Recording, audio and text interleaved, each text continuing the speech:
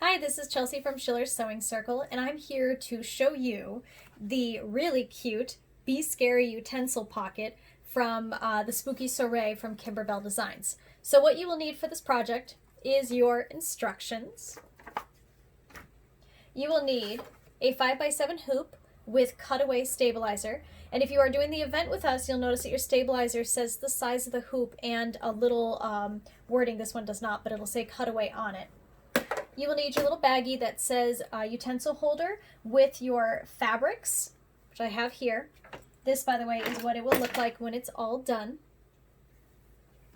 One of the things that you do need to do before we start embroidering, there is some prep work. Your polka dot fabric here does need to be fused in half, wrong sides facing each other just like this, and just pressed nice and flat. And if you would like, you don't have to do this part, but this white part looks a little better if you do a interfacing behind it. What I like to use is the Shape Flex interfacing.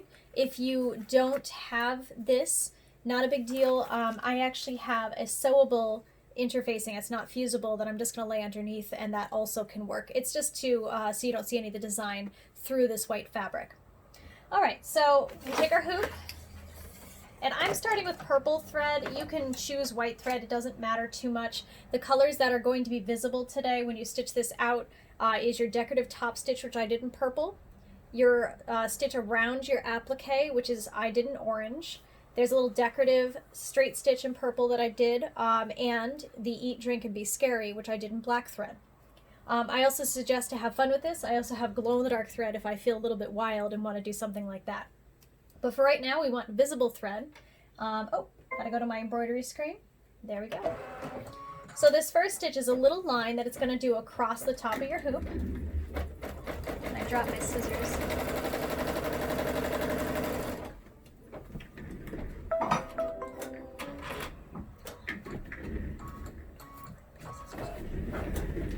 All right, so what we need to do with this,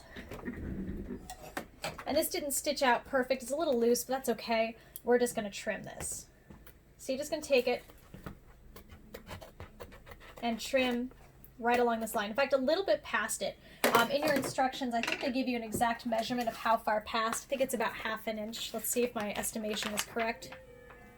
3/4 of an inch, I was close. And then we're gonna put this back in, and we're gonna hit start, and it's going to do a placement stitch.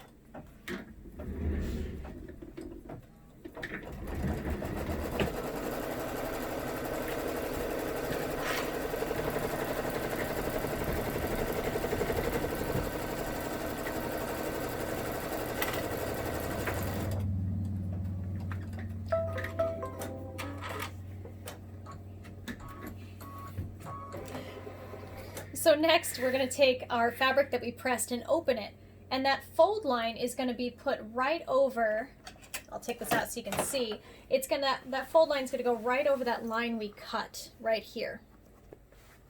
So I'm going to lay this down. I'm going to try to show you guys. So it's laid, you can't really see it, but the fold line is over the cut line. You could tape it in place if you would like. It is not a requirement. And of course, make sure the bottom of your fabric covers your placement stitch. And we're just going to hit start and allow that to stitch down. And this is going to just tack down that front fabric.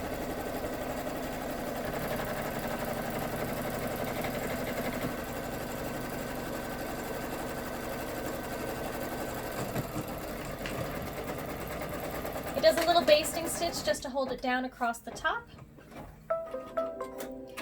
And next is the placement stitch for our applique. So you don't need to change colors or anything yet. So I'm just going to leave it the same and just do my placement stitch.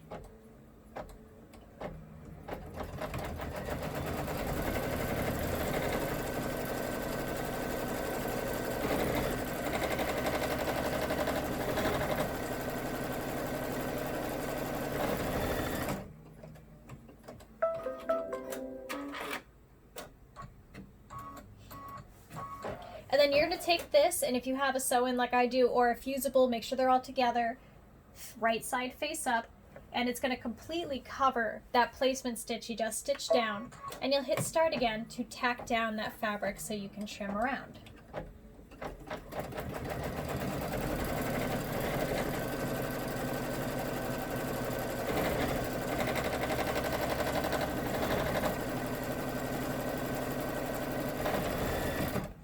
Now, what Kimberbell recommends is to wait until you do all of the inside embroidery, so the lettering in this case, before trimming the applique, just in case it pulls everything in towards the center. And I do agree that that's a great idea. So we're going to switch right now.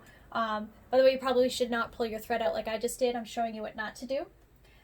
You should always take your thread and cut it and pull it down this way, just demonstrating what not to do. The reason why you want to trim it that way is in case there was a knot or anything, if you pull it up like I just did, it can get caught up here and cause you some really bad issues.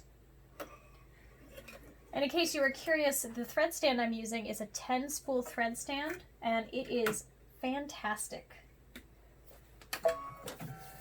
I like that I get to hold all of the little threads that I'm planning to use right up here. Alright, so I'm going to hit start. This is a bit of a longer stitch, so we get to sit back and relax and wait while that stitches out.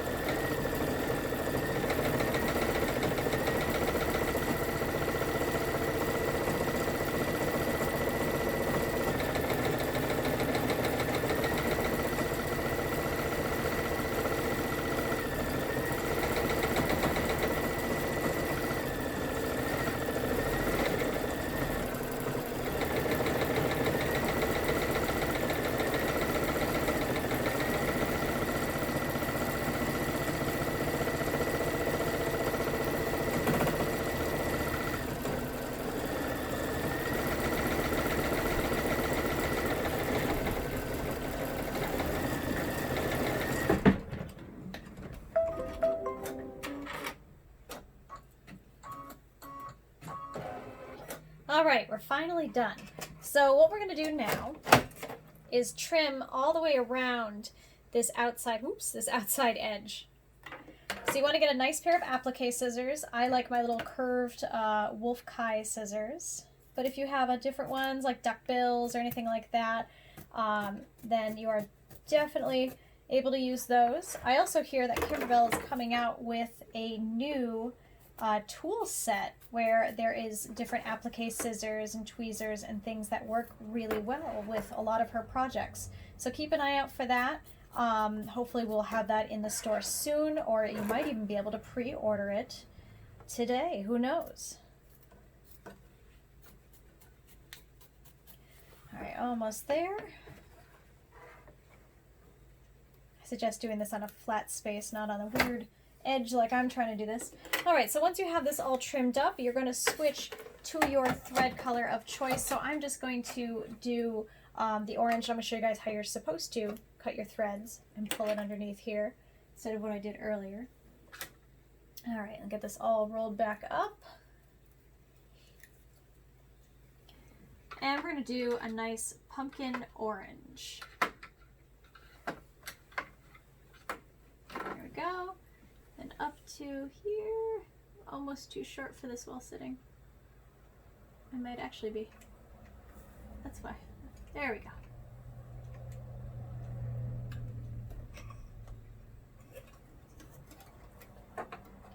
Okay, there we go. And then we can hit start. So this is going to do the satin stitch. Again, this is going to be a couple minutes. So sit back, relax, make yourself a cup of tea, and let it go.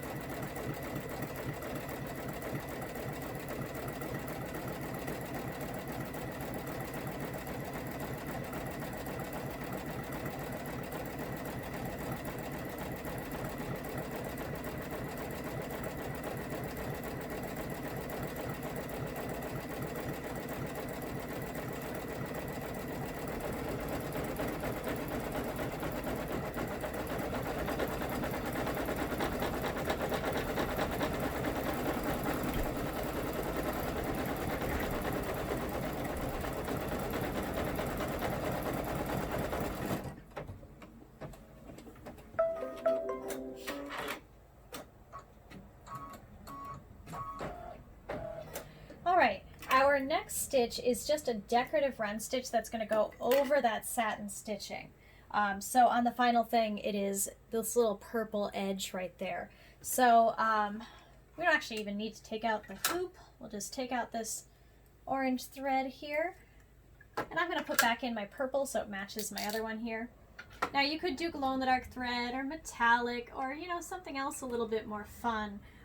Feel free to think outside the box and, you know, dive into your thread collection. You could even do a variegated thread. I've seen some lovely variegated threads that look like candy corn. All right, and go ahead and hit start.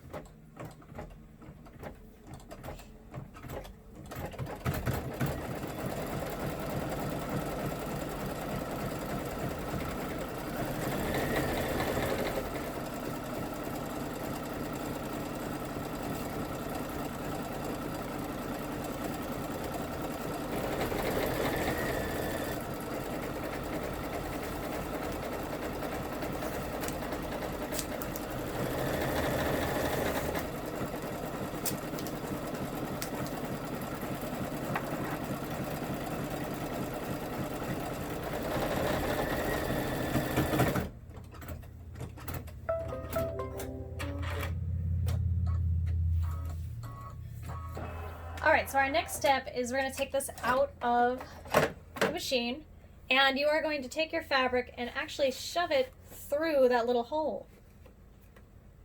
And if you get a little kind of a pucker like that, you can just take your scissors and just cut a little bit more of the stabilizer. That usually happens if you don't cut it enough, and I think that one side I did not. There we go. And then here on the back, we just want to tape this in place so it doesn't roll up, because it's going to do a nice tack down stitch. Now I find that one on the bottom seems to be pretty good, so I just put it right there on the bottom. And the Kimberbell tape does come in your kit, so you don't have to worry about digging out any tape from storage. You can just use what you have in your kit. And once you have that all taped, put it back in your machine and go ahead and hit start. It's just going to tack down the back so it doesn't move for the next two parts.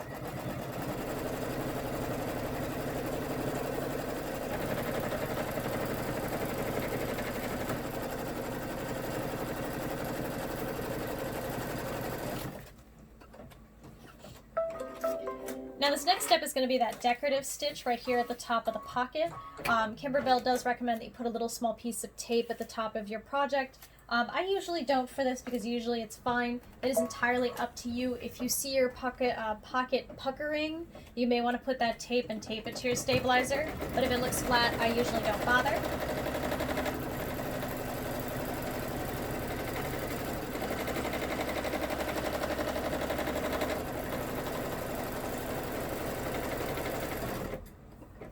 Now, in case you were curious, we are now into step, let's see here, we just finished 19. We have step 20 next, which is a small reference line. And up until this point, I'm usually pretty good, but once we get to step 21, where we have to put fabrics on different sides of the hoops, I recommend having your instructions next to you, because it's a little bit confusing with what side of the hoop a lot of these fabrics go. So first, we have our plaid fabric. This is going to go face down on the top of your hoop.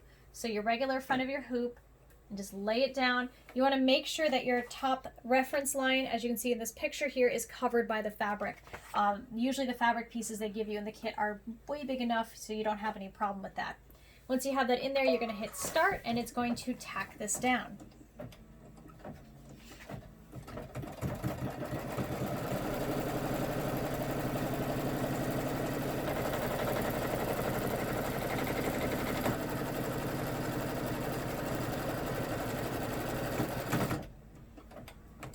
And then once that's done, we're actually almost done with the whole project, you're going to take this out of your machine.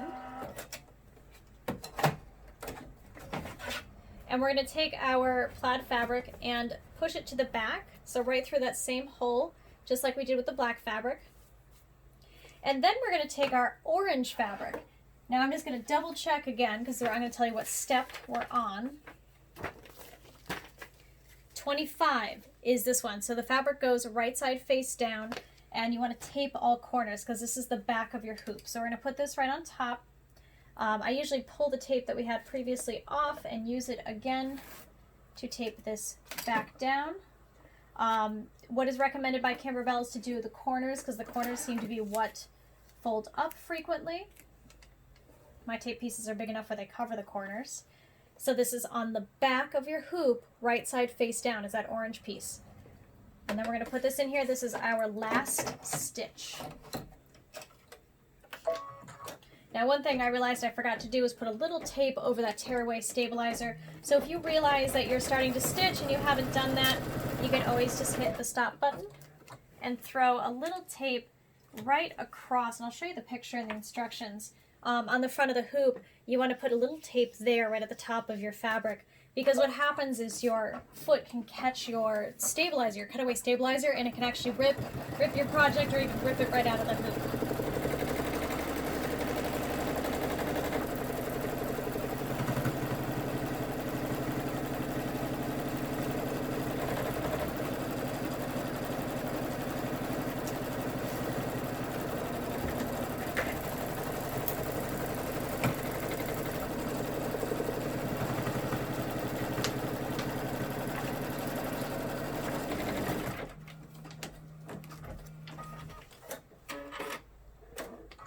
All right, in a moment, we're going to hear the machine beep happily. There it is. So our project's all done. So you're going to take this out of the hoop now. A little less violently than I just did. And you want to pull all the tape off of your hoop and off of your project before you start turning this all right side out. Otherwise, you're going to have tape stuck in the stitches and the seams, and that's just gross. Ooh, stuck to me too. There we go. All right, so what we want to do is trim about 1/4 inch away from all of the edges of your project. I usually just eyeball this. You're welcome to use a rotary cutter. And when we get to our bottom fold, I usually leave a little bit more, just because that's where we're going to be hand sewing. And then trim up.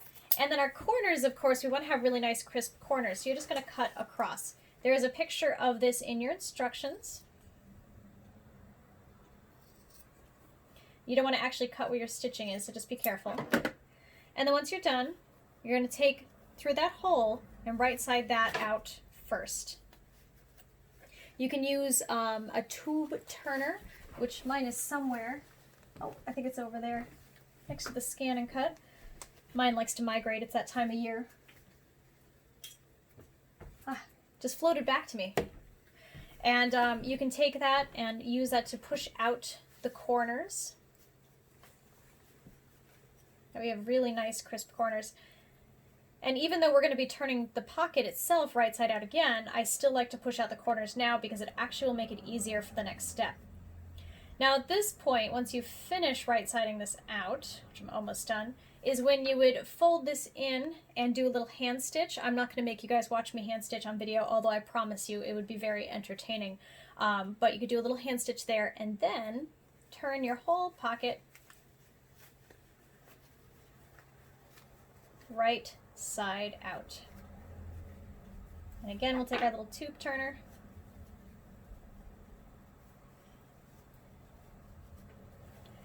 And there we go. Now, with this project, what I suggest, a really cool thing to do, is you can actually take this lettering and skip that and add your own custom lettering. So you can make your own custom pockets. And if you love this cute project and you want to make something similar, at the end of the instructions, you'll actually see the Happy Everything pocket tag set like this. And that is another Kimberbell design that you can get. It's very cute. I've made quite a few of them for my kids for Valentine's Day for their classrooms. And even for my wedding is actually what I used for my wedding favors, is one of those designs. So I hope you enjoyed this video. If you have any questions, feel free to contact us. Again, Chelsea from Schiller's, and I hope you enjoy.